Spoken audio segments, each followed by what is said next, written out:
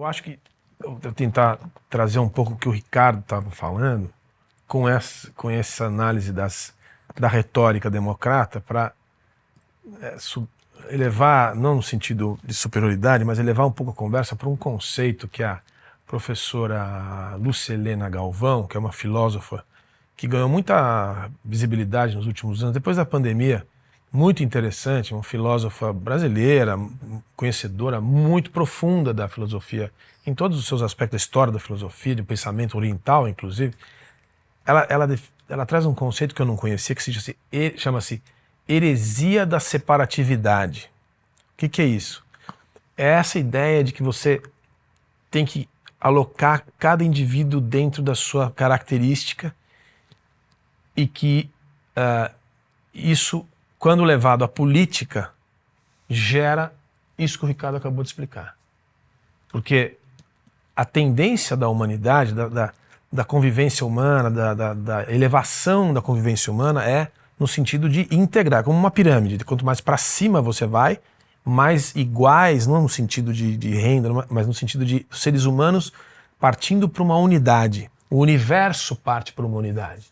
E quando você faz o caminho inverso, como uma base de uma pirâmide, você vai no sentido inverso, você separa as pessoas em todas essas características que um aspecto identitário pode fazer dela diferente, aquilo é vital para ela. Você cria um ambiente de violência, de separação, essa tal da separatividade, e de desordem contra a natureza. Então é muito interessante isso, porque eu não vou discutir aqui quem começou, né? Esse negócio de quem começou a briga não tem fim. Você pega a questão Israel-Palestina, você volta a 3 mil anos atrás. A Palestina nem existia, mas a questão judaica começa lá atrás. Então não é a questão, mas quem começou. Mas é muito claro isso, que quem trouxe a heresia da separatividade para a agenda política nos últimos anos, depois do fim do socialismo soviético, etc., foi a esquerda. E no Brasil não é diferente. Quem trouxe essa história de cota para a universidade, de resgate, revisionismo da escravidão, quem foi? Foi a esquerda. E o que está acontecendo agora é o pêndulo, é a reação do exagero. Né? Então, assim, esse é o maior pecado de todos. A heresia da separatividade. A gente tem que lutar contra isso. É acima das ideologias. E isso nas universidades é muito forte, né? Você também tem um trabalho relacionado a isso, né, Christian, de trazer ali o material escolar, ficar de olho no material escolar e tudo mais, essa parte identitária. Isso tá desde no Brasil e no mundo, mas desde o material escolar, das crianças até a universidade, que, aliás, é fruto de um novo programa aqui da Brasil Paralelo, acho que você vai divulgar. Vou puxar. Que é exatamente isso, consequência da tragédia universitária brasileira. A universidade não é mais universitária no Brasil há um bom tempo. É justamente por isso. É a mesma gente. Felipe, quer comentar? É uma percepção, obviamente, subjetiva de quem já viu a sociedade americana em diferentes momentos nos últimos 30 anos, consegue fazer aqui um paralelo com a nossa sociedade nos últimos 50 anos, assim como a europeia também nos últimos 30, 40 anos. O que eu noto nos Estados Unidos é que a sociedade americana, essa questão de subversão da sociedade através dessa nova política identitária, ela é muito mais profunda do que em outros países. Muito mais profunda do que no Brasil, muito mais profunda que eu vejo na Europa. E eu vejo ali E essa profundidade leva a esse tipo de reação. Vou lembrar, e usando esse exemplo desse último atirador agora como sendo um progressista até coerente, porque ele estava discutindo a questão da Ucrânia.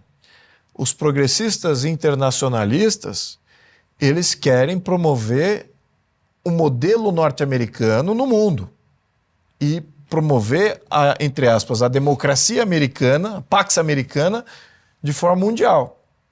Então ele tem um identitarismo através da política externa. E foi isso que gerou essa raiva contra o Trump, que tem uma visão contrária. Tem uma visão mais clássica do que seria a política externa, seria da escola realista, isolacionista. Então, assim, olha, os Estados Unidos não é para ser império do mundo. Os Estados Unidos é para ser um país soberano próprio, não é para ficar interferindo nos outros países. Essa é a visão do Trump. E ele está reagindo contra isso, então foi por isso que ele parece que se apresentou lá. Agora, então esse é um aspecto da política progressista, no âmbito internacional.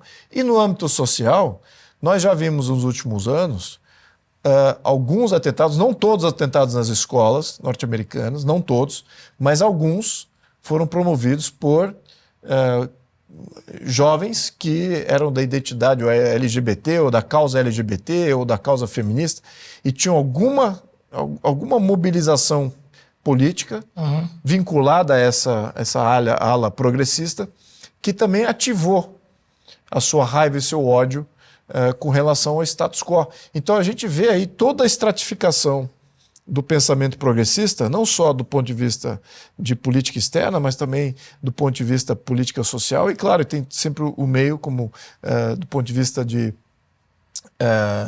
organização política, né? Organização do Estado até, alguns querem o SUS, eles querem implementar o SUS nos Estados Unidos, os brasileiros precisam avisar eles lá como é que é o negócio. Querem fazer previdência lá nos Estados Unidos, então, exatamente como tem aqui também, os brasileiros precisam avisar como é que funciona.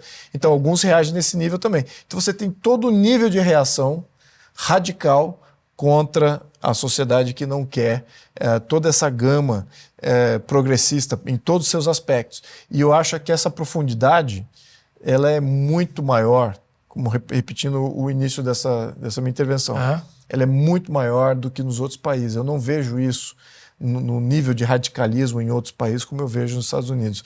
E eu acho que isso talvez seja até uma chama de esperança, porque eu dou minha experiência pessoal nisso. Em 94, eu fui trabalhar em Boston, fiquei 3 anos trabalhando em Boston.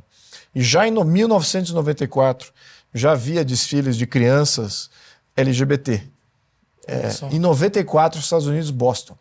E então isso chamou minha atenção naquela época. Né? Eu era jovem, nunca tinha me atentado a esse tipo de coisa, mas eu achei aquilo chocante, com meus 25, 26 anos de idade. Então, eu não vejo isso no Brasil, só vejo isso agora, nos últimos anos, aparecendo na nossa sociedade, ou seja, 30 anos aí quase de decalagem. Então, a gente ainda tem chance. Eu tenho mais esperança com a sociedade brasileira.